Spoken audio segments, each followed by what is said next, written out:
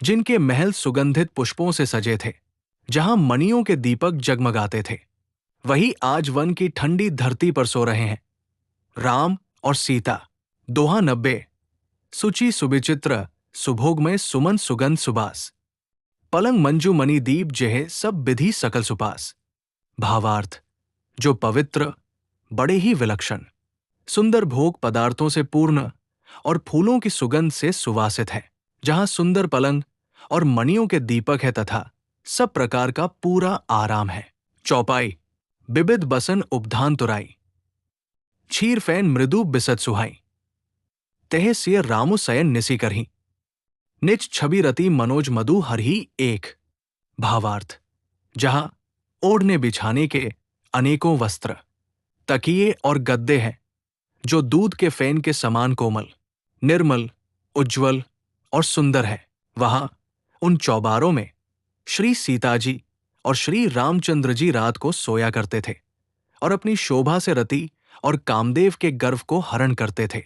तेसिय रामु साथरी सोए, श्रमित बसन बिनु जाही न जोए, मातु पिता परिजन पुरबासी, सखा सुशील दास अरु दासी दो। भावार्थ, वही श्री सीता और श्री राम जी आज घासफूस की साथरी पर थके हुए बिना वस्त्र के ही सोए हैं।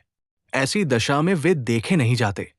माता, पिता, कुटुंबी, पूर्ववासी, प्रजा, मित्र, अच्छे शील स्वभाव के दास और दासिया, जोग वही जिन्हई प्राण की नाई, मही सोवत ते राम गोसाई, पिता जनक जग विदित प्रभाव, ससुर सुरे सखा रघुराव तीन। भावार्थ, सब जिनकी अपने प्राणों की तरह सार संभार करते थे, वही प्रभु श्री रामचंद्र जी आज पृथ्वी पर सो रहे हैं। जिनके पिता जनक जी हैं, जिनका प्रभाव जगत में प्रसिद्ध है, जिनके ससुर इंद्र के मित्र रघुराज दशरथ जी हैं, रामचंदु पति सो बैदेही, सोवत मही विधि बाम न कही, सिय रघुबीर की कानन जोगु, करम प्रधान सत्य कह लोगुचार। भावार्थ, और पति श्री रामचंद्र जी हैं, वही जानकी जी आज जमीन पर सो रही है। विधाता किसको प्रतिकूल नहीं होता। सीता जी और श्री रामचंद्र जी क्या वन के योग्य हैं? कर्म प्रधान है, चाहे प्रभु ही क्यों न हो। कर्म और भाग्य के विधान से कोई ऊपर नहीं। जीवन में सुख और वैभव स्थायी नहीं होते।